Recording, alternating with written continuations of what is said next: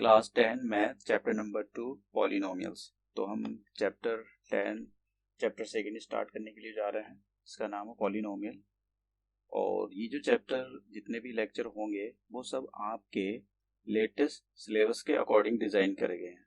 ठीक है, अब लेटेस्ट सिलेबस क्या है मैं आपको बता देता हूँ। ये जो सिलेबस है CBSE ने जून 2022 को अपना सिलेबस जो जारी किया था, 2 बार उसने सिलेबस को मॉडिफाई किया है। एक जो लास्ट किया था वो जून 2022 में किया था। तो मैंने NCERT की साइट से ये सिलेबस देखकर मैं इसलिए तभी लेक्चर डिज़ाइन कर रहा हूँ। और क्या क्या टॉपिक छोड़ दिए गए हैं वो बता देता हूँ। 2.4 NCERT के according division in the algorithm for polynomials, इसको छोड़ दिया गया है। ठीक है, और ये जो सेशन मैं रिकॉर्ड कर रहा हूँ ये 2022 से 2023 के लिए है, ये लेटेस्ट सिलेबस के अकॉर्डिंग। मैं फिर से बता देता हूँ, इन सिलेबस इन लेक्चर के अंदर क्या होगा, सारे कॉन्सेप्ट क्लियर होंगे, बेसिक फंडामेंटल सब क्लियर करेंगे, NCERT के सारे 1 by 1 क्वेश्चन सॉल्व करेंगे विद एग्जाम्पल, जो भी आपके एग्जाम्पल, और जो बोर्ड के पिछले साल के क्वेश्चन आए हुए हैं उन सबको सॉल्व करेंगे। ठीक है, जो भी आपके सिलेबस के अकॉर्डिंग है। बाकी जो सिलेबस में नहीं है वो मैंने स्किप कर दिए हैं। और हाँ, मैं एक अलग से प्रैक्टिस के लिए अलग से मैं एक सीरीज चला रहा हूँ, आप जाकर उसको भी देख सकते हो। बहुत अच्छी सीरीज है। आपके कोई क्वेश्चन है आप उससे एडवांस लेवल के क्वेश्चन पुट अप कर सकते हो। उसके अंदर क्या है कि थोड़े एडवांस लेवल के क्वेश्चन का डिस्कशन किया जा रहा है। ठीक है, तो आप उसके अंदर पूछ सकते हो। चलो स्टार्ट करते हैं। तो सबसे पहले मैं आपको बता दूं कि हम पॉलिनोमियल चैप्टर स्टार्ट करने के लिए जा रहे हैं। तो पॉलिनोमियल चैप्टर स्टार्ट करने से पहले आपको पता होना चाहिए कि अलजेब्रिक एक्सप्रेशन क्या होते हैं। तो देखो, जो आपने 6 क्लास NCERT के अंदर ही आपने 6 क्लास से सीखा था कि अलजेब्रिक एक्सप्रेशन क्या होते हैं। तो आप क्या बोलते थे कि आप एक वेरिएबल ले लो। ठीक है, वेरिएबल आपने एक सपोज दैट x ले लिया, और उस वेरिएबल को आप, ये जो x था इसके साथ कोई कांस्टेंट ले लो आप, 8, 2, 4 जो भी कुछ लेना है, और इसको, ये जो अब बना 8x, इसको आप किसी एक नंबर के साथ जोड़ दो, 2, 3, 4, 5 जोड़ दो, सबट्रैक्ट कर दो, बस या तो ऐड करना है या सबट्रैक्ट करना है। ठीक है, तो आपके पास ये क्या बन जाता था, ये अलजेब्रिक एक्सप्रेशन हो जाता। जैसे कि यहाँ ले लिया कि x, एक x लिया और इसके अंदर आपने 1 + x को प्लस कर दिया, ये भी हमारे पास एक अलजेब्रिक एक्सप्रेशन बना। फिर नेक्स्ट एग्जांपल क्या है, जैसा आपने √x लिया और इसके अंदर आपने +3 कर दिया, ये भी एक अलजेब्रिक एक्सप्रेशन है। और यहाँ पर y³ लिया प्लस उसके अंदर क्या प्लस कर दिया आपने, y²। ठीक है, ये भी एक हमारे पास अलजेब्रिक एक्सप्रेशन है। तो अब अलजेब्रिक एक्सप्रेशन के अंदर होता क्या है कि एक तो मैं आपको इसके अंदर ये बता देता हूँ कि टर्म वगैरह क्या होती हैं। देखो, टर्म जैसे मैं बोलता हूँ यहाँ पर, ये एक टर्म और ये 2 टर्म, ये एक टर्म, ये 2 टर्म। ये जो टर्म है ये मतलब इनको सेपरेट कौन करता है, सेपरेट करते हैं 2 ऑपरेटर। कौन से, प्लस और माइनस। जैसे मैं बोलता हूँ कि यहाँ पर एक टर्म ये और एक टर्म ये, यहाँ 2 टर्म हो गई। तो कैसे पता लगा 2 टर्म हुई, क्योंकि बीच में माइनस था। दूसरे एग्जाम्पल, जैसे मैं बोलता हूँ यहाँ पर एक टर्म ये है और एक टर्म ये है, तो आपने कैसे पता किया कि ये 2 टर्म है, क्योंकि यहाँ पर प्लस लगा हुआ है बीच में। तो अगर यहाँ पर एक टर्म ये एक टर्म ये, तो आप बोलोगे ये 2 टर्म है। तो टर्म को जो कभी सेपरेट किया जाता है वो प्लस या माइनस से किया जाता है, तभी आप बोलोगे कि ये 2 टर्म है या 3 टर्म है या कितनी टर्म है। एक और बात, जो अभी आप देख रहे हो कि ये जो यहाँ पर लिखा हुआ है √x लिखा हुआ है, अभी ये सारी चीजें हम उसके अंदर सीखेंगे कि ये पॉलिनोमियल और इनमें क्या डिफरेंस होता है। तो जब भी अलजेब्रिक एक्सप्रेशन में क्या होता है कि यहाँ पर अगर मान लो अलजेब्रिक एक्सप्रेशन के अंदर क्या हुआ कि कोई पावर ऐसी है कि फ्रैक्शन की फॉर्म की, फ्रैक्शन आ गया ऊपर, माइनस में आ गई, डेसिमल में भी आ गया, तो यही हमारे सब अलजेब्रिक एक्सप्रेशन होते हैं। अब हमने क्या किया है कि अलजेब्रिक एक्सप्रेशन से कुछ ऐसी चीजों को निकाला है जिनकी पावर, मतलब अलजेब्रिक एक्सप्रेशन से ऐसी चीजों को निकाला है जिनकी पावर होल नंबर है। जैसे मतलब वेरिएबल की पावर होल नंबर है। जैसे कोई वेरिएबल गिवन होगा, उसकी पावर या तो 1 होगी, 2 होगी, 3 होगी, 4 होगी, 0 भी हो सकती है। तो ऐसी ही चीजों को पॉलिनोमियल बोला गया है। फिर से बताते हैं, एल्जेब्रिक एक्सप्रेशन में क्या होता है कि जो वेरिएबल की पावर वो अनाप शनाप होती है, एक रैशनल नंबर हो जाता है। वेरिएबल की पावर माइनस भी हो सकती है, वेरिएबल की पावर फ्रैक्शन की फॉर्म में भी, डेसिमल की फॉर्म में भी हो सकती है। लेकिन जो पॉलिनोमियल होते हैं उसके अंदर जो पावर होती है वो एक होल नंबर होती है। जो वेरिएबल आएंगे, जैसे यहाँ पर आप देख रहे हो कि मैं इसको, ये एक पॉलिनोमियल है और ये एक पॉलिनोमियल नहीं, ये एल्जेब्रिक एक्सप्रेशन है। क्यों? क्योंकि यहाँ पर ये जो दिया हुआ है ये पॉलिनोमियल है। कैसे हुआ? क्योंकि यहाँ पर x की जो पावर है, जो वेरिएबल है, इसका जो एक्सपोनेंट है उसको एक्सपोनेंट बोला जाता है, आप पावर भी बोल सकते हो। ये 1 है और 1 एक होल नंबर होता है। तो क्या ये एक मेरे पास पॉलिनोमियल हो? पॉलिनोमियल नहीं हुआ, क्योंकि यहाँ भी x की पावर 1 है।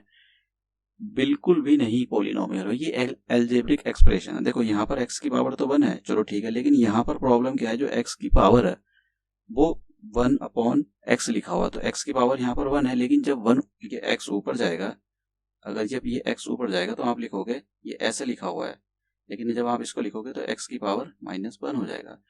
तो हमारे पास ये होल नंबर नहीं है, -1 होल नंबर नहीं है। होल नंबर हमारे 0, 1, 2, 3, 4, 5 होते हैं। तो एल्जेब्रिक एक्सप्रेशन के अंदर क्या होता है कि पावर अनाप शनाप लगी रहती है, लेकिन पॉलिनोमियल के अंदर जो पावर होती है वो एक होल नंबर, वेरिएबल को होल नंबर होता है कि वेरिएबल पर कोई 0 हो सकती है, 1, 2, 3, कोई माइनस वाइनस कुछ नहीं होगी। यही पहचान है इनकी। चलो नेक्स्ट चलते हैं। अब जो ये इसके अंदर भी आप नंबर ऑफ टर्म के अकॉर्डिंग आप डिवाइड कर सकते हो कि एल्जेब्रिक एक्सप्रेशन कितने टाइप के होते हैं। जैसे कि एक टर्म आ रही है, फिर से बता देता हूँ, आप ये मत बोलने लगा कि 4 और एक्स स्क्वायर को आप बोलो कि एक टर्म एक्स स्क्वायर होगी, दूसरी टर्म होगी यहाँ पर 4। आप इसको बोलने मतलब कि 2 टर्म होगी। टर्म को सेपरेट प्लस और माइनस ही करते हैं। जैसे 2 रूम को सेपरेट कौन करता है? एक दीवार होती है उनके बीच में। सेम है, यहाँ पर एक टर्म होगी, 2 टर्म होगी, ये डिसाइड होगा उनके बीच में प्लस है या माइनस है। ठीक है, अगर मल्टीप्लाई या डिवाइड हुआ तब हम बोलेंगे कि वो एक ही टर्म है। जैसे यहाँ पर 4 और एक्स स्क्वायर के बीच में मल्टीप्लाई है तो हम बोलेंगे कि ये हमारे पास एक ही टर्म है। ठीक है, तो ऐसी जिनमें एक ही टर्म होती है उनको मोनोमियल बोला जाता है, मोनोमियल एक्सप्रेशन बोला जाता है, एल्जेब्रिक एक्सप्रेशन। अब एक होते हैं बाइनोमियल एक्सप्रेशन। तो बाइनोमियल एक्सप्रेशन क्या होते हैं? इसके अंदर 2 टर्म होगी, जैसे बाइनोमियल आ गया तो एक टर्म हमारे पास ये हुई और एक टर्म ये हुई, तो ये बाइनोमियल एक्सप्रेशन। सेम है दूसरा एग्जांपल, एक टर्म हमारे पास ये हुई, एक टर्म हमारे पास ये हुई, तो ये एक होते हैं पॉलिनोमियल एक्सप्रेशन। अब देखो ये जो पॉलिनोमियल, यहाँ पर मैंने बाइनोमियल लिखाया था, ये भी अपने आप में एक पॉलिनोमियल है। पॉलिनोमियल का मतलब, पॉली का मतलब होता है मैनी, मतलब जिसके अंदर 2 या 2 से ज्यादा टर्म हो तो वो एक पॉलिनोमियल हो जाएगा। तो बाइनोमियल भी एक पॉलिनोमियल है। ठीक है, और जैसे कि अब यहाँ पर पॉलिनोमियल मतलब आप इसको अलग से कोई, ये बाइनोमियल अपने आप में है नहीं है, लेकिन लिख सकते हो, मत लिखो, कोई फर्क नहीं पड़ता है। तो पॉलिनोमियल एक्सप्रेशन, पॉलिनोमियल एक्सप्रेशन का मतलब हुआ कि इसके अंदर बहुत सारे टर्म आ रहे हैं, more than 2 and more than 2। जैसे कि x की पावर 3 हुई, 2x हुआ, तो कितने आ गए? 1, 2, 3 टर्म आ गए, इसलिए बोला मैंने कि ये हमारे पास पॉलिनोमियल है। चलो ठीक है, नेक्स्ट मूव करते हैं। अब पॉलिनोमियल के बारे में पढ़ते हैं। देखो जैसे मैं कह रहा था कि जो पॉलिनोमियल है वे अलजेब्रा से ही निकाले गए कुछ स्पेशल एक्सप्रेशन है। वो ऐसे एक्सप्रेशन है जिनके अंदर जो पावर होती है वेरिएबल की वो एक होल नंबर होती है। मैं बताता हूं आपको। अभी यहाँ पीछे पढ़ रहे थे एक ये वाला कि उसके अंदर x raise to power √x + 1।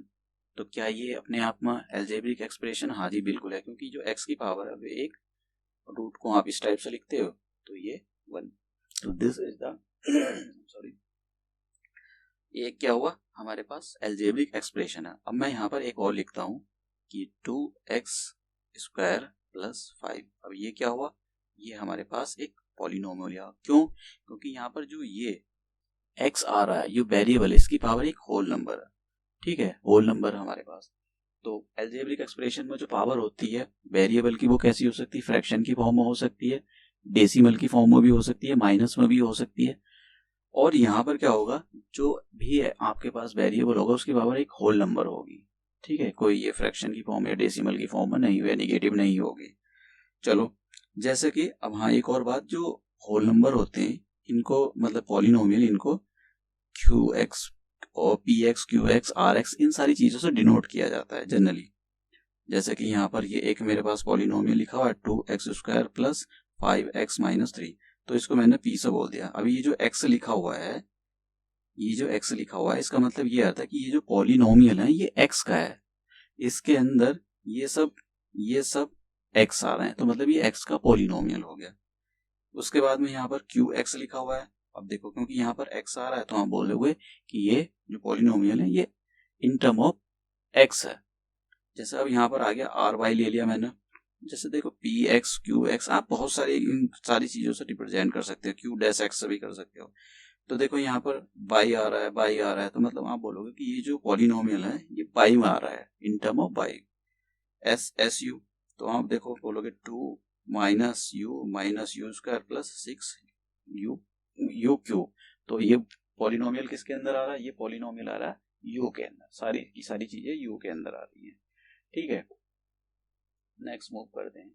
अब डिग्री क्या होती है? देखो, डिग्री कुछ नहीं होती है, आपको क्या काम करा, जो भी पॉलिनोमियल होगा और उसके अंदर जो वेरिएबल होंगे, जैसे ये पॉलिनोमियल लिखा हुआ है हमारे यहाँ पर, ये जो आप देख रहे हो इसको x² प्लस 2x प्लस 3 लिखा हुआ है, और यहाँ पर ये जो लिखा हुआ है ये, इसकी मैक्सिमम पावर कितनी है? यहाँ पर 2 है।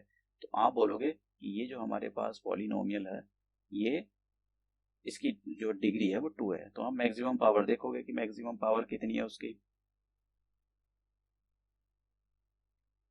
फिर ऐसे ही हमारे पास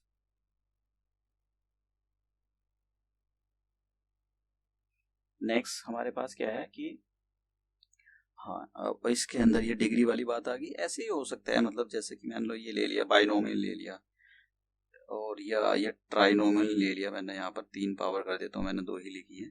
तो यहाँ पर अगर मैं पूछने लगूँ कि ये जो मेरे पास पॉलिनोमियल लिखा हुआ है ये वाला, ये पावर 3 लिखी हुई है, यहाँ पर 3 पावर है, ये गलती से 2 लिखी गई। तो इसके अंदर आप ये देखो, ये जो पॉलिनोमियल लिखा हुआ है कि x की पावर मैक्सिमम कितनी है, तो आप बोलोगे 3, तो आप बोलोगे इसकी डिग्री 3 है। ठीक है, चलो अब ये बता देता हूँ कि ये जो ये डिग्री वाली सारी चीजें क्लियर होगी। ये टाइप्स में डिवाइड किया गया है, ऐसा है कि वही एक टर्म होगा तो आप मोनोमियल बोलोगे कि ये मोनोमियल पॉलिनोमियल है। जैसे यहाँ पर ये एक टर्म है, ये भी एक टर्म है, और ये भी एक टर्म है। अच्छा, मैं आपसे एक और पूछना चाह रहा था कि ये जो यहाँ पर इसके अंदर अगर मैं डिग्री निकालना चाहूँ तब कितनी आएगी? आप बोलोगे 1, क्योंकि यहाँ पर x की पावर 1 है। या फिर आप बोलोगे वो नहीं, इसकी डिग्री 2 है। कैसा? देखो यहाँ पर जो जब कभी भी 2 मतलब पॉलिनोमियल 2 के अंदर दिया गया हो और वो मल्टीप्लाई में, जैसे यहाँ पर x y मल्टीप्लाई के अंदर है, तो आप इनकी पावर का सम निकालो। इसकी पावर यानी x की पावर यहाँ पर कितनी है 1, और y की पावर कितनी है यहाँ पर 1, इन दोनों को प्लस कर दो आप, तो ये बन जाएगी इसकी डिग्री। ठीक है, तो डिग्री ऐसे भी निकाली जाती है, देखना पड़ता है कि किस टाइप से दिया हुआ है। बाइनोमियल के अंदर ये 2 टर्म होंगी, ट्राइनोमियल के अंदर 3 टर्म होगी। चलो नेक्स्ट मूव करते हैं। अब ये जो है डिग्री के अकॉर्डिंग पॉलिनोमियल को डिवाइड किया गया है। जैसा मैंने बताया, अगर एक पावर हुई x की तो हम बोलेंगे उसको कि भाई एक लीनियर है, क्योंकि जो लीनियर शब्द होता है वो उसका मतलब होता है एक। जैसे यहाँ पर मेरे पास एक पॉलिनोमियल लिखा हुआ है 2x प्लस 3, तो यहाँ पर x की मैक्सिमम पावर कितनी है 1 है, तो आप बोलोगे कि ये मेरे पास लीनियर पॉलिनोमियल है। और जो लीनियर पॉलिनोमियल होते हैं वो हमेशा एक स्ट्रेट लाइन को रिप्रेजेंट करते हैं। क्वाड्रेटिक पॉलिनोमियल, ये जो शब्द है क्वाड्रेटिक, इसका मतलब होता है कि 2, मतलब ये पॉलिनोमियल ऐसा होगा कि यहाँ पर जो वेरिएबल आया होगा उसकी जो पावर होगी वो 2 होगी। जैसे यहाँ पर 3x² प्लस 8x प्लस 5 है, तो यहाँ पर आप देखो x की पावर कितनी है 2 है, तो आप बोलोगे ये क्वाड्रेटिक पॉलिनोमियल है। एक क्यूबिक पॉलिनोमियल होते हैं। क्यूबिक पॉलिनोमियल क्या होते हैं कि उसके अंदर एक पॉलिनोमियल लिखा होगा और उसकी मैक्सिमम पावर जो होगी, उसकी जो डिग्री होगी वो 3 होगी, तो आप बोलोगे वो क्यूबिक पॉलिनोमियल। ऐसे ही आप नीचे तक निकाल सकते हो। हमारे सिलेबस के अंदर केवल यही है फर्स्ट ये दूसरा नंबर का, एक ये और एक ये। देखो एक्चुअली होता क्या है कि जैसी क्यूबिक पोलिनोमियल, वैसा हम क्यूबिक पोलिनोमियल के क्वेश्चन थोड़े सॉल्व करेंगे, कम ही करेंगे क्योंकि इतना है नहीं है। ये जो ये है हमारे पास एक्स स्क्वायर प्लस 8 ये क्वाड्रेटिक, इसके बहुत क्वेश्चन है, तो इस पर हम वैरायटी ऑफ क्वेश्चन सॉल्व करेंगे, एनसीईआरटी के करेंगे, एक्स्ट्रा तो करेंगे ही करेंगे। चलो ठीक है, अब कल ये चलते हैं आगे। अब एक्सरसाइज हमारे पास 2.1 है, तो एक्सरसाइज 2.1 है, इसके अंदर ये दिया हुआ है और नंबर ऑफ जीरोज निकालने। तो ये नंबर ऑफ जीरोज का क्या कॉन्सेप्ट है, जरा इसके बारे में सीखते हैं हम। देखो पहले हम नंबर ऑफ जीरोज सीखते हैं कि ये वो जीरोज क्या होते हैं, ठीक है, उसके बारे में हम पता करेंगे कि भाई ये जीरोज क्या होते हैं। अब जीरोज को अगर आपको समझना है तो चलो समझो। देखो मैं कहता हूं कि जीरोज एक फैक्टर की तरह काम करते हैं। अब ऐसा कैसा हो सकता है, देखते हैं। जैसे मैंने यहाँ पर एक नंबर लिखा 15, तो इसके फैक्टर क्या हो जाएंगे, 3 × 5। तो आप बोलोगे कि ये जो 3 है 15 को डिवाइड करता है, ठीक है, 15 3 से कंप्लीटली डिविजिबल हो जाता है 5 जा। और आप ये बोलोगे कि ये जो 15 है ये 5 से भी डिवाइड हो जाता है कंप्लीटली 3 जा। तो इसका मतलब ये हुआ कि 3 और जो 5 है वो इसके फैक्टर हैं, ठीक है। अब ओके, पॉलिनोमियल के अंदर भी कुछ ऐसा ही कॉन्सेप्ट है। पॉलिनोमियल के अंदर होता क्या है कि आपके पास एक पॉलिनोमियल गिवन होगा। सपोज दैट कि आपके पास एक पॉलिनोमियल है, मैं यहाँ पर ले लेता हूँ कि इसको ऐसे करते हैं ax+b। तो ये जो पॉलिनोमियल है ये किसका है, एक लीनियर पॉलिनोमियल है, क्योंकि यहाँ पर x की पावर 1 है। और ये लीनियर पॉलिनोमियल हमेशा सीधी लाइन को रिप्रेजेंट कर सकता है। वो ऐसे जाएगी, ऐसे जाएगी, कैसे भी जा सकती है, सीधी लाइन को ये रिप्रेजेंट करता है। तो इसके जीरोस कितने होंगे, अगर मैं नंबर ऑफ जीरोस की बात करूं, यहाँ पर नंबर ऑफ जीरोस की बात करूं तो इसका नंबर ऑफ जीरोस मैक्सिमम 1 होगा। क्यों, जितनी भी किसी भी पॉलिनोमियल में पावर होती है, डिग्री होती है, उसके उतने ही मैक्सिमम जीरोस हो सकते हैं। अब एक बात, क्या आपने ये जैसे मैंने अपना ax की पावर 1 लिखी हुई यहाँ पर प्लस b ये दिया हुआ था, तो आपने बता दिया x की पावर 1 है, तो आपने बोल दिया कि इसके नंबर ऑफ जीरोस 1 होंगे, ठीक है। अभी बात करेंगे कि जीरोस क्या होते हैं। पहले आपको बता दूं कि ये कैसा, अगर आपको ये दे दिया जाए, किसी ग्राफ के अंदर एक लाइन दे दी जाए और आपसे जब पूछा जाए कि इसके नंबर ऑफ जीरोस बताओ, this is the difficult task. क्यों, क्योंकि आपको स्ट्रेट लाइन ना देकर ये भी दे सकता है कि भाई आप नंबर ऑफ जीरोस ऐसे भी दे सकते हैं, नंबर ऑफ जीरोस बताओ, ठीक है। तो अगर हम मान लो मेरे पास एक दूसरा पॉलिनोमियल दे दिया यहाँ पर कि ax बराबर ax² plus bx+c, quadratic polynomial है, तो इसके नंबर ऑफ जीरोस कितने होंगे। आप सिंपल सा जो है इसके अंदर x की पावर मैक्सिमम 2 लिखी हुई, तो आप बोलोगे इसके नंबर ऑफ जीरोस 2 होंगे, नंबर ऑफ जीरोस 2 होंगे। मतलब यहाँ पर x की पावर 1 है, तो आप बोलोगे इसका एक ही बच्चा होगा। और यहाँ पर x की पावर मैक्सिमम 2, तो आप बोलोगे इसके 2 बच्चे होंगे।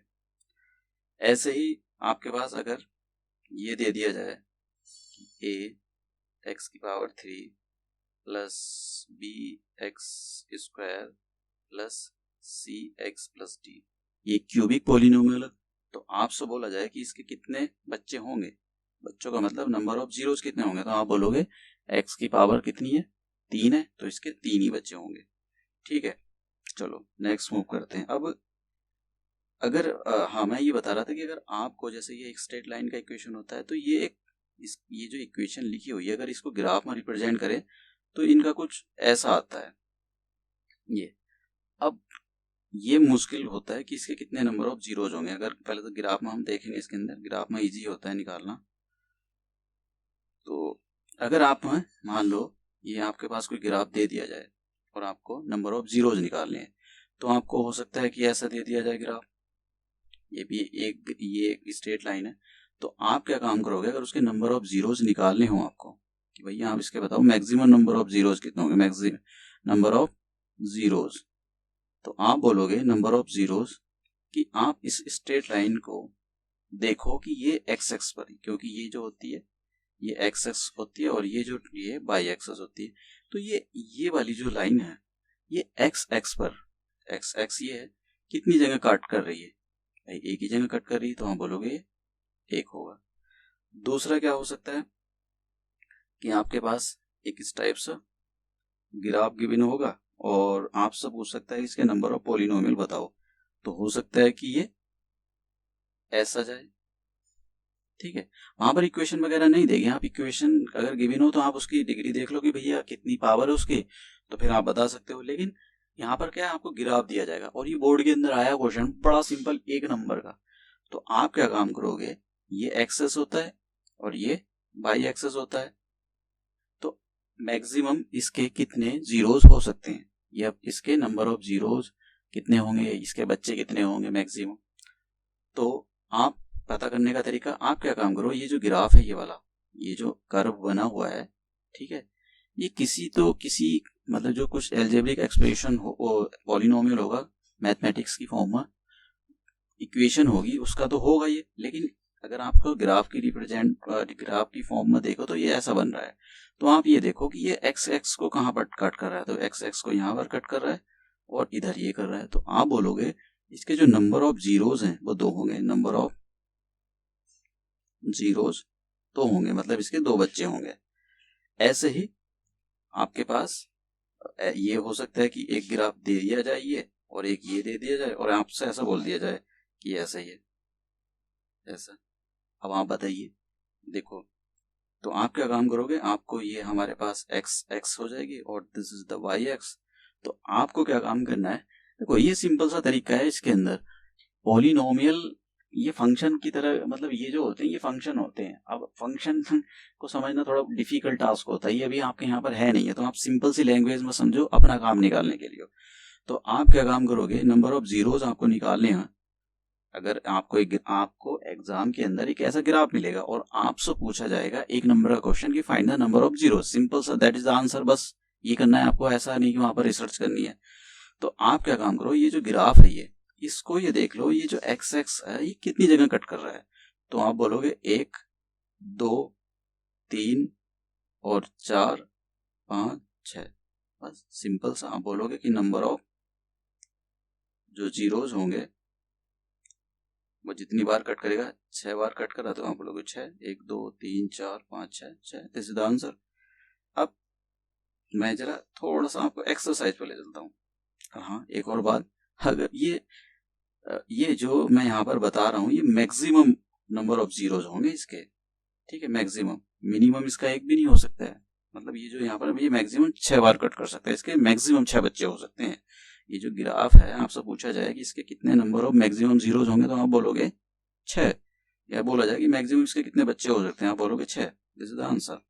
अब देखिए ये जो ये जो आपसे एक ये दिया हुआ है इसके नंबर ऑफ जीरोज निकालने, ये जो है एक स्ट्रेट लाइन दे रखी है, क्या ये कहीं ये जो एक्स एक्स है इसको कहीं कट कर रही, नहीं कट कर रही है, तो इसके नंबर ऑफ जीरो जीरो, एक भी नहीं है, मतलब जीरो है इसका।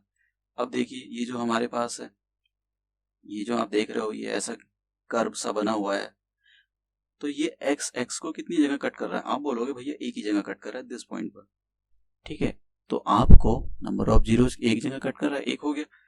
आपसे बोला जाए ये, तो देख लो कितनी जगह कट कर रहा है, एक यहाँ यहाँ यहाँ, तो आप कितने बोलोगे 1 2 3, सेम है ये ग्राफ, आप इसको कितनी जगह 1 2 2 2 नंबर ऑफ जीरोज हो गए यहाँ पर, 1 2 3 4 4 हो गए यहाँ पर, 1 2 3। अब देखो ये टच जो कर रहा है उससे कोई फर्क नहीं पड़ता, टच करे या कट करे सेम थिंग, इंटरसेक्ट तो कर रहा है, टच तो कर रहा है, तो मतलब ये इसके भी नंबर ऑफ जीरोज 1 2 3 हो जाएंगे।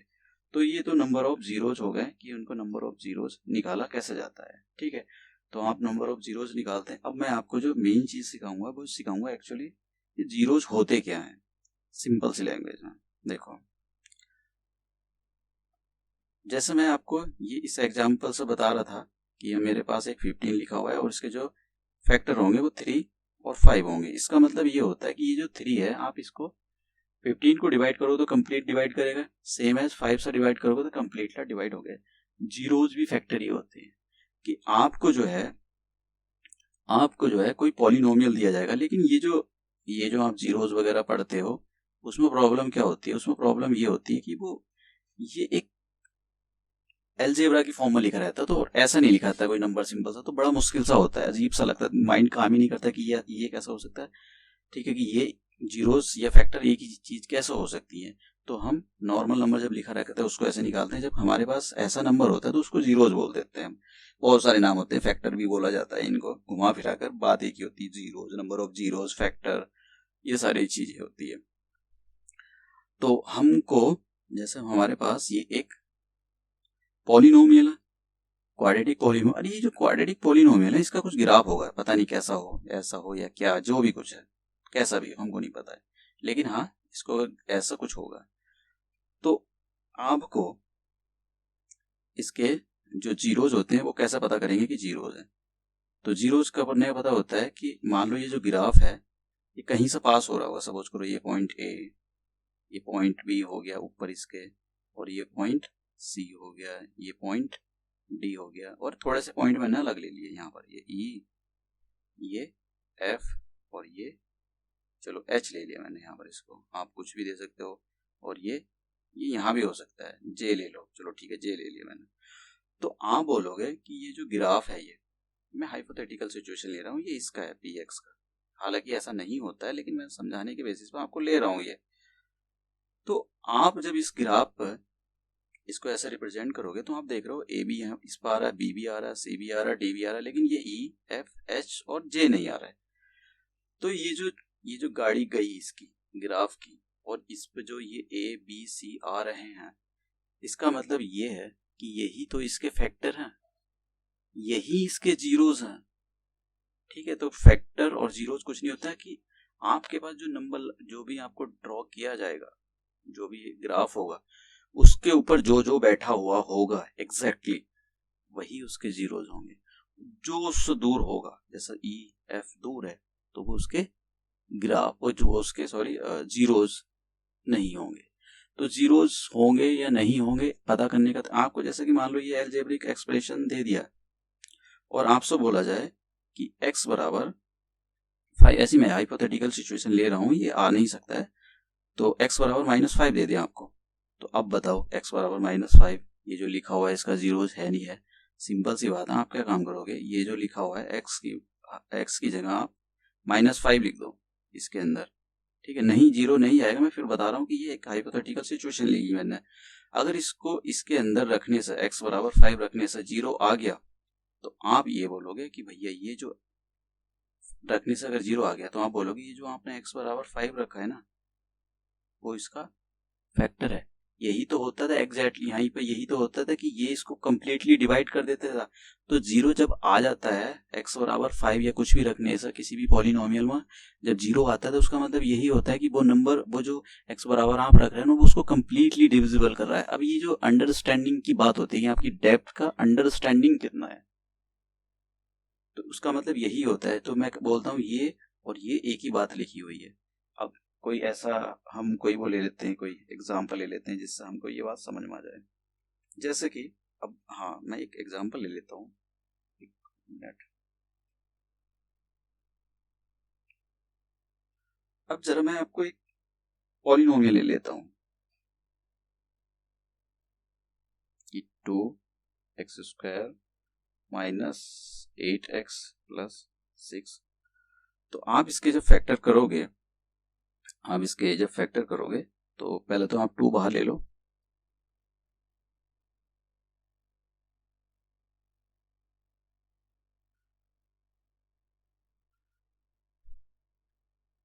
ये सीखेंगे हम इसके अंदर।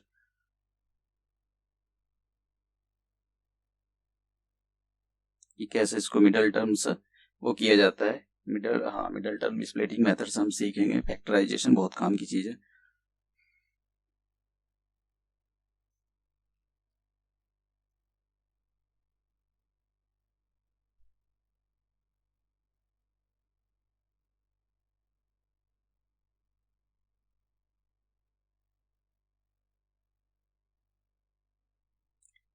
वेट करो, बस मैं कुछ बताना चाह रहा हूँ।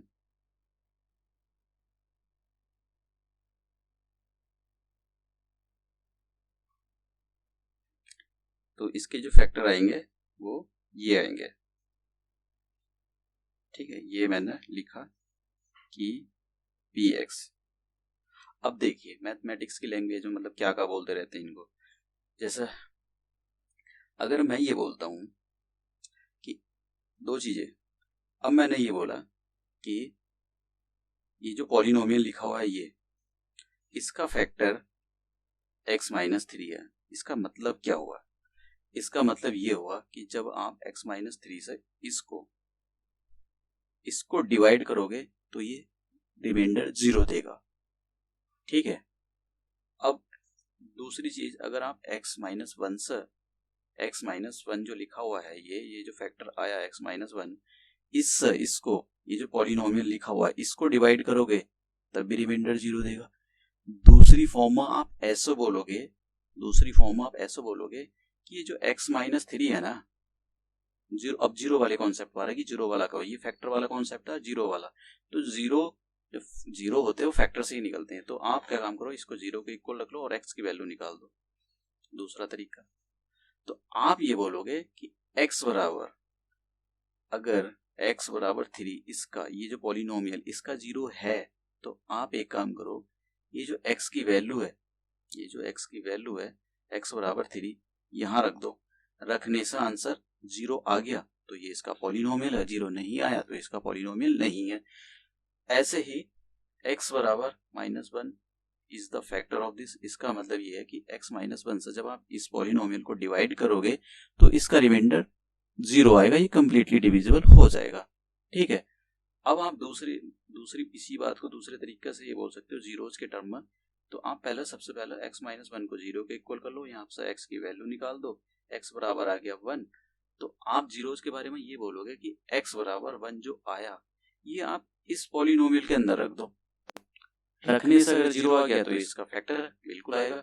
तो अगर मैं यहाँ पर इसी पॉलिनोमियल के अंदर ये जो लिखा हुआ है x बराबर 1 रख देता हूँ, तो देखिए कितना आएगा। तो ये आ जाएगा 2 - 8 + 6 0 आ जाएगा। इसका मतलब ये हो गया कि ये जो पॉलिनोमियल है ये x-1 से भी डिवाइड हो रहा है, जिसको फैक्टर की दो टाइप से बोला जाता है इसी चीज को। आप बोलोगे कि what is the factor of this, आप बोलोगे x-3, और एक दूसरा हो जाएगा x-1। ये फैक्टर के टर्म में बात करने वाली बात आ गई। दूसरी बात को जीरोज में बोला जाता है। कैसा? जीरोज के अंदर ऐसा बोला जाता है कि इसको ऐसा कोई नंबर बताओ जो डिवाइड कर रहा हो, ऐसा पॉइंट बताओ जो इसको डिवाइड करो। आप बोलोगे x बराबर 3 डिवाइड करता है इसको, तो आप बोलोगे यहाँ पर x बराबर 3 इसका 0 है, ठीक है। सेम है फैक्टर के अगर टर्म में बात करनी है तो आप बोलोगे x-1 is the factor of this. इसका मतलब ये हुआ कि आप इसको जब x-1 से डिवाइड करोगे ये कंप्लीटली डिविजिबल हो जाएगा, इसका रिमाइंडर 0 आएगा। नंबर जीरोस के बारे में क्या बात करोगे कि इसी को 0 पे इक्वल करो और आप x की वैल्यू निकालो, और x की वैल्यू निकाल कर यहाँ रख दो। आप जहाँ जहाँ x आ रहा है रखने से 0 आ जाएगा। तो आप बोलोगे कि x बराबर 1 is the 0 of this polynomial. देखो ये फैक्टर और ये कंफ्यूज करने वाली चीज होती हैं, ये एक जैसी ही होती है, बस आपकी नॉलेज का डेप्थ कितना है उसी के अंडरस्टैंडिंग के अकॉर्डिंग आपको पता लग जाता है। आप ही नहीं होगा क्योंकि 10th क्लास में बच्चों की एज होती कितनी है और वो इतना पढ़े हुए लिखे नहीं होते हैं। हालांकि कुछ बच्चे समझ भी जाते हैं। तो ये हमारे पास पॉलिनोमियल हो गया, ठीक है। और मैं अभी नेक्स्ट लेक्चर अपलोड कर देता हूँ और नेक्स्ट लेक्चर में हम मिलते हैं, ठीक है। Thank you.